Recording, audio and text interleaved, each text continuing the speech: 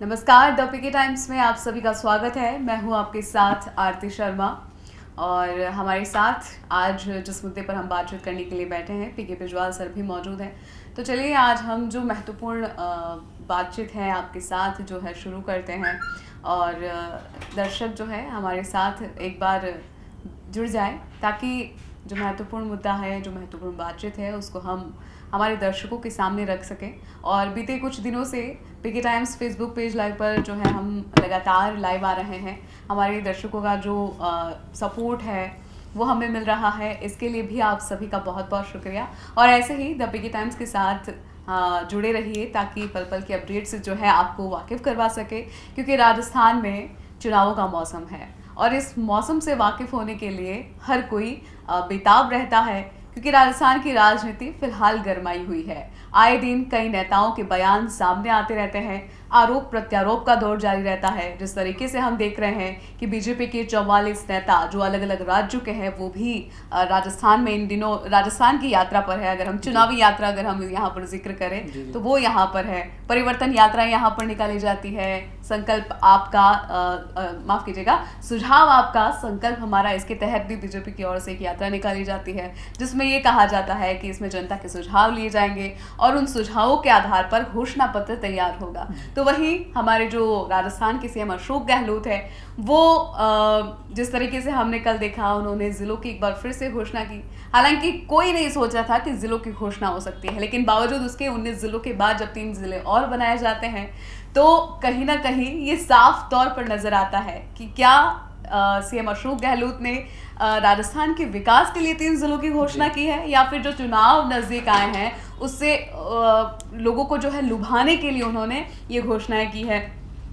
सभी ने देखा 3 जिले जब बने तो जश्न का माहौल जो 3 जिले बने थे उनमें एक नजर आया था। लेकिन अगर हम बात करें एक कार्यक्रम के दौरान जब सीएम अशोक गहलोत बोल रहे थे और उस कार्यक्रम में जब उनसे प्रत्याशियों के टिकटों की घोषणा को लेकर सवाल किया गया, सचिन पायलट को लेकर सवाल किया गया, तो उन्होंने कहा कि सचिन पायलट तो खुद हाईकमान हो बैठे हैं। और उन्होंने ये भी कहा कि चूंकि सचिन पायलट जो कांग्रेस वर्किंग कमेटी है उसके सदस्य और उसका सदस्य होना ही अपने आप में बहुत बड़ी बात है। लेकिन सबसे बड़ी बात यह है कि आखिर सीएम अशोक गहलोत ने एक बार फिर से सचिन पायलट को ये कहा कि वो हाईकमान हो गए हैं और अब उनका फैसला तो हाईकमान ही करेगा। और हालांकि अगर हम बीते 10 दिनों की बात करें, चुनाव जैसे जैसे नजदीक आ रहे हैं, इन दिनों की बात करें तो दोनों में अगर सार्वजनिक तौर पर देखा जाए, बाहरी तौर पर देखा जाए तो ऐसी कोई अंदरूनी कलह वो फिलहाल तो नजर नहीं आ रही। लेकिन मैं इसको लेकर आपसे सवाल जानना चाहूंगी कि क्या जो जिस तरीके से कल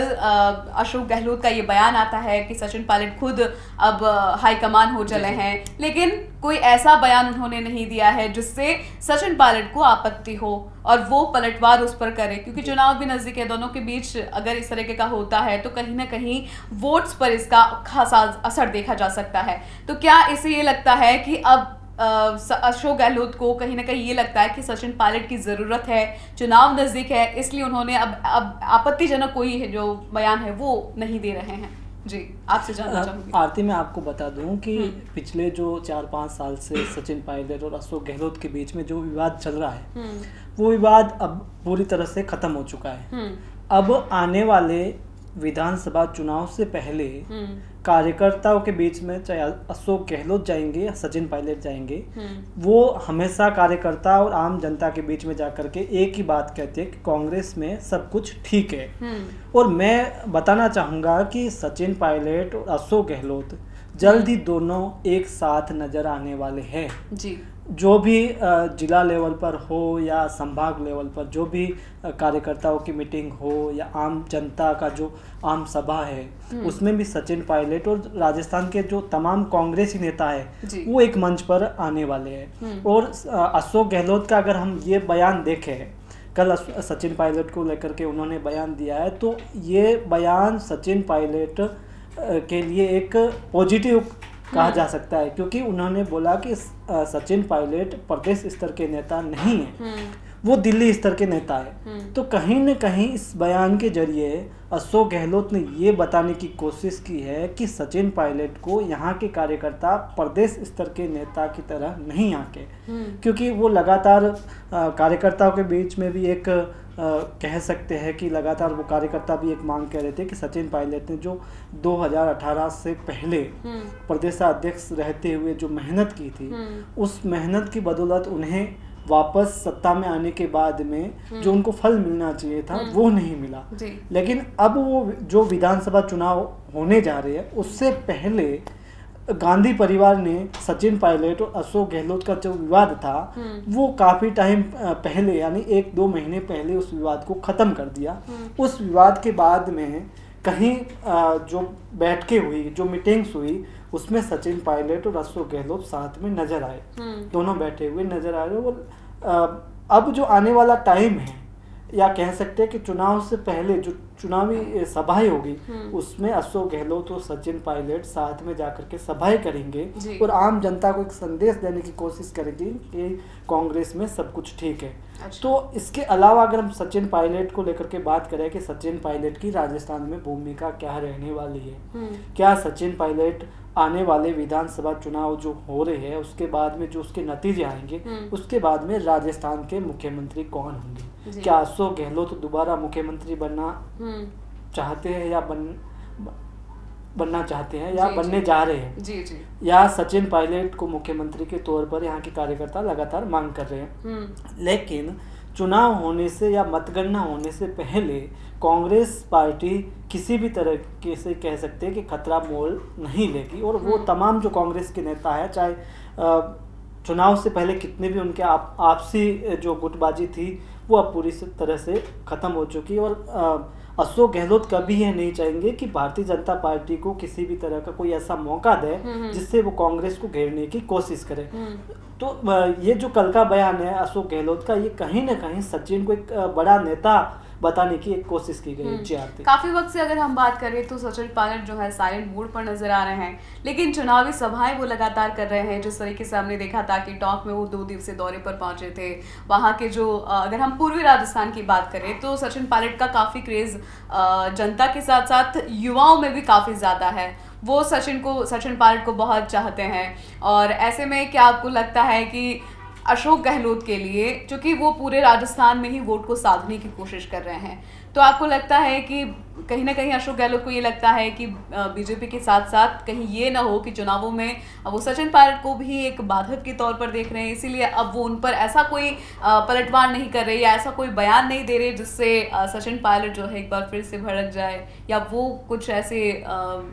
जो आरोप उन पर लगते हैं उसका एक बार फिर से प्रत्युत्तर दें और राजस्थान में ऐसा माहौल बने कि सचिन पायलट और अशोक गहलोत के बीच में एक बार जो फुट है वो फिर से दिखने लगी है और इसका सीधा असर चुनावों पर ना पड़े, इसलिए अशोक गहलोत जो है सचिन पायलट पर ऐसा कोई बयान नहीं दे रहे। देखिए, सचिन पायलट की अगर हम बात करें तो उन्होंने पेपर लीक और अन्य जो राजस्थान की मांगों को लेकर के उन्होंने अजमेर से जयपुर तक एक यात्रा निकाली थी जिसमें काफ़ी जो बेरोजगार युवा है वो सचिन पायलट के साथ थे और उन युवाओं को सचिन पायलट से एक उम्मीद थी कि जो उन्होंने सरकार से मांगे रखी है वो पूरी होगी। लेकिन जो ये गांधी परिवार और सचिन पायलट के बीच में जो बैठक हुई और उसमें अशोक गहलोत और सचिन पायलट का विवाद खत्म हुआ, लेकिन जो मांगे सरकार से की गई थी वो मांगे कहीं ना कहीं अभी पूरी नहीं हुई है, क्योंकि अभी 2-4 दिन बाद आचार संहिता लग जाएगी, उसके बाद में मांगे पूरे होने की कोई उम्मीद नहीं है। तो कहीं ना कहीं युवाओं को एक बड़ा झटका सचिन पायलट को लेकर के लगने वाला है, क्योंकि युवाओं ने जो सचिन पायलट पर विश्वास किया था, उनके साथ में यात्रा निकाली थी, तो उनको एक उम्मीद थी कि सचिन पायलट के जरिए जो पेपर लीक मामला है उसमें जो तमाम मांगे थी वो पूरी होगी। लेकिन सचिन पायलट और अशोक गहलोत का जो विवाद खत्म तो हो चुका है, लेकिन जो उन्होंने मांगे रखी थी उन मांगों का क्या हुआ, तो कहीं न कहीं उसमें सचिन पायलट को नुकसान होने की संभावना है। हालांकि अशोक गहलोत को ये भी डर सता रहा है कि सचिन पायलट जो घटनाक्रम हुआ है उसमें कहीं न कहीं उनको भी नुकसान होने की संभावना है। ये अशोक गहलोत को खतरा सता रहा आपसे। तो वो उनके जो सचिन पायलट के कार्यकर्ता है उनको गहलोत अपनी ओर जोड़ने के लिए पुरजोर कोशिश कर रहे हैं। जो सचिन पायलट के गुट के नेता है उनको गहलोत अपनी ओर से जोड़ने की कोशिश कर रहे हैं, उसमें वो सफल भी हुए। और अगर इसके अलावा मैं बात करूं कि सचिन आने वाले जो विधानसभा चुनाव है उसमें सचिन पायलट के गुट के कितने नेताओं को टिकट मिलता है। क्योंकि जो ये सूची जो कांग्रेस की तरफ से जारी होगी जी। उसके बाद में कहीं तरह का विवाद देखने को मिल सकता है, क्योंकि कहीं ऐसे नेता होंगे जिनको टिकट नहीं मिलती है तो वो किसी और पार्टी के दामन जो है वो थाम सकते हैं। लेकिन इसको लेकर हम ये भी कहेंगे कि जिस तरीके से सीएम अशोक गहलोत ने ये बयान दिया है कि गहलोत खुद हाईकमान हो चले हैं, तो कहीं ना कहीं से ये भी लगता है कि वो सचिन पायलट को ही कंफ्यूज कर रहे हैं। इस बात पर वो खुश हो या फिर उस पर कोई आपत्ति जताए, कहीं ना कहीं उन्हें कंफ्यूज करने की कोशिश की गई है। क्योंकि कहते ना कि राजस्थान में सीएम अशोक गहलोत को जादूगर कहा जाता है, और फिलहाल राजस्थान के इस जादूगर के दिलो दिमाग में क्या चल रहा है, ये बड़ा ज़रूर सवाल है। और ये सवाल मुझे लगता है कि जिस तरीके से सचिन पायलट के लिए जो बयान दिया गया है, सचिन पायलट भी ये सोच रहे होंगे कि इस पर हम खुश हों या फिर किसी तरह की आपत्ति जताए। लेकिन सचिन पायलट को अक्सर दिल्ली का नेता कहा जाता है, तो क्या अशोक गहलोत उन्हें जो है अपना नज़दीकी नेता नहीं बनाना चाहते, इसलिए उन्होंने सीधे हाईकमान के झोली में ये फैसला डाल दिया कि उनका फैसला तो हाईकमान करेंगे। तो आपको क्या लगता है कि सचिन पायलट को क्यों अशोक गहलोत ने हाईकमान का मतलब कह दिया कि इनका जो फैसला है वो हाईकमान करेगा? क्या बाकी ऐसा है? अगर ऐसा है तो फिर क्यों रंधावा को राजस्थान में जो अशोक गहलोत और सीएम जो सचिन पायलट है उन दोनों के बीच में जो है निपटारा करने के लिए भेजा गया था? क्या वजह आपको लगती है? अगर हाईकमान के वो नेता कहे जाते हैं तो फिर रंधावा को राजस्थान में जिस मकसद से भेजा गया, आपको लगता है उसका जो मकसद भेजा गया वो मकसद पूरा हुआ है राजस्थान में? देखिए, अक्सर कहा जाता है कि मतभेद होने चाहिए, मनभेद नहीं, लेकिन इन दोनों नेताओं के बीच में मनभेद है, मतभेद नहीं है। और अगर हम सुखजिंदर रंधावा की बात करें तो उनको राजस्थान कांग्रेस प्रभारी बनाया गया और उनको एक जिम्मेदारी दी गई कि जो तमाम जो नेता है उनके बीच में जो गुटबाजी चल रही है उस गुटबाजी को खत्म करना है। उसमें कहीं न कहीं सुखजिंदर रंधावा सफल भी हुए हैं। लेकिन सचिन पायलट और अशोक गहलोत दोनों भी बयान देते हैं तो उनके मायने सचिन कुछ और निकालते हैं, गहलोत कुछ और निकालते हैं। तो हालांकि सचिन पायलट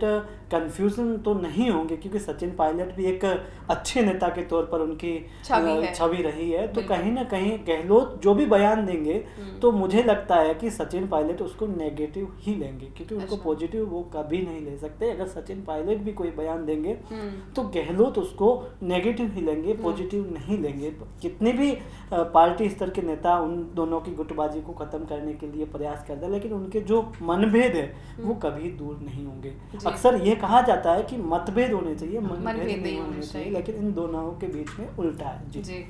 कहीं ना कहीं इस बयान के जरिए जो है सीएम अशोक गहलोत ने दिल्ली तक ये संदेश पहुंचाने की कोशिश की है कि सचिन और उनके बीच में अब सब कुछ ठीक है, और उसी के आधार पर मुझे लगता है कि टिकटों का बंटवारा भी होगा। और टिकटों के बंटवारे से पहले तमाम वो कोशिशें जो राजस्थान में कांग्रेस सरकार कर सकती है वो की जा रही है, और आपत्तिजनक किसी भी पार्टी में किसी भी तरह से बयान जो है फिलहाल जारी